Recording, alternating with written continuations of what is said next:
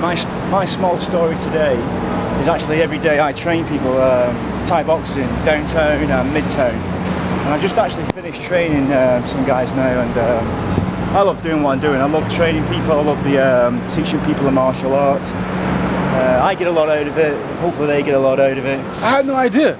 Yeah, and I've been doing it now for 10 years. 10 years. 10 years? 10 years, and Thai boxing now 25 years. And I've been 10 years in New York, and I have a nice little group of clientele.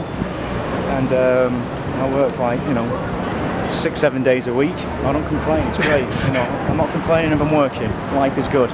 Well, how do people find you? I mean, is it word of mouth or just... Word of mouth. I work at the door at the Skeena. Okay. And then I meet a lot of people there, and being a door host. Yeah. You talk, meet people, greet people, and then you talk to them on the street, and then, yeah, there's an element to that, and it's also word of mouth. And it's good, I believe in the energy you give off is the energy you get back, and I have no complaints. It's summertime, it's New York City, everybody's in a better mood.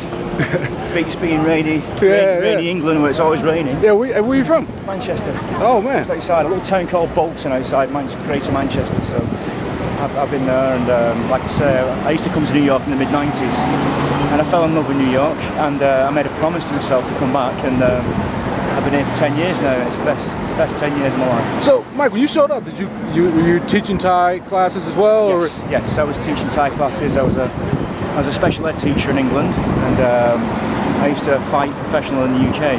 Yeah. And then obviously it's a different way. Back in England, I had a job at night time after training. And then I left everything. I came here with a suitcase, and I sold the car, my clothing. I arrived with one suitcase. Yeah. I slept on a couch for over a year, and I slept in a broom cupboard for that year as well. A broom closet. A broom closet, yeah. And my friend gave me a sleeping bag, and I think that was in 2003. Okay. It was one of the coldest winters in New York at the time, and it was bloody freezing, I tell you. But my determination, my love of the city made me stay here, and then over the years, just through good solid hard work, good friends, having a good support base of decent people, nice friends, you just can only progress. Yeah. Any advice to give anybody who's looking to move to here in New York, like you've done, London, anywhere? It's going to be eyes wide shut. It's not like you see in the movies. You're not just going to land here and have a huge, surface to ceiling, window looking down on Manhattan. You've got to work. And I never realised when I first came here, I used to work and go home. I never realised, I never knew what a 15-hour day was. I was working from 7 a.m. till 10 o'clock at night. I was like shocked. And now that's just as normal as brushing your teeth in the morning. Yeah. So if anyone's coming here, you've got to put your time in. Everyone's got a New York story when they first arrive, and if you're in love with the city and you're in love with doing it, I guarantee it's going to work. Hey, last question I want to ask you: what have you learned, man, from working the door at clubs in New York City about people's character, personality? I know you and I, we've known for a while, but one time I was... You helped me out one time like a curious customer.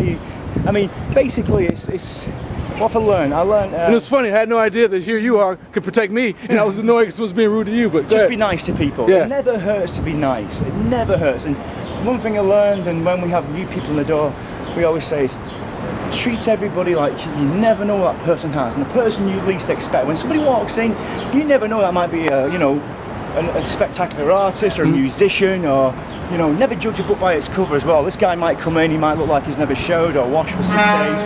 We might own half a block downtown.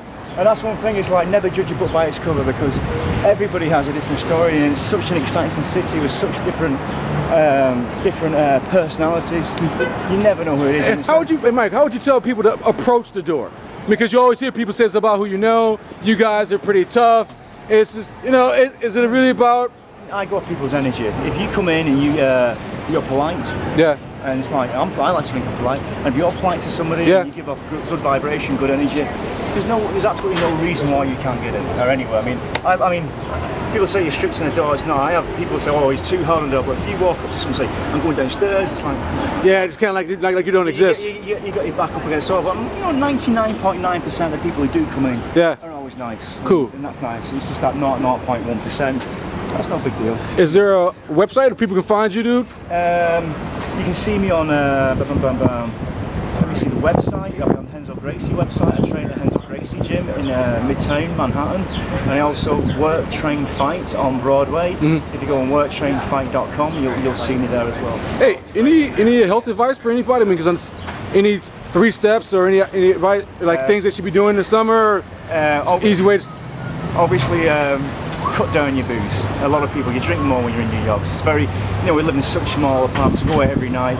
Obviously what you put into your body is the most important thing, and you know, just watch your diet. I watch my diet. I have a guy now, I actually have to see a dietitian. Even though I train every day, it's so easy, like when you're running around in New York, not to miss your breakfast, to miss your lunch. Just get a stable diet. It's the most important thing. What you put into your body is what you'll get out, and like I say, you know, that's what I say to people. I ain't no expert on greens, doing this. My vice is being English. I like to drink. Trust me, man. Trust me, I can drink. I can drink a lot actually. But, you miss home? I do miss home. I go home twice, you know, 2-3 times a year to see my mum. She's now, she's there, and like, you know, she lives in Bolton next to Manchester. She also goes back to Ireland to see her mum. Her mum's like 97 and sharp as a needle still. So she spends a lot of time in Ireland too. So I do like going back. You know, home's where the heart is.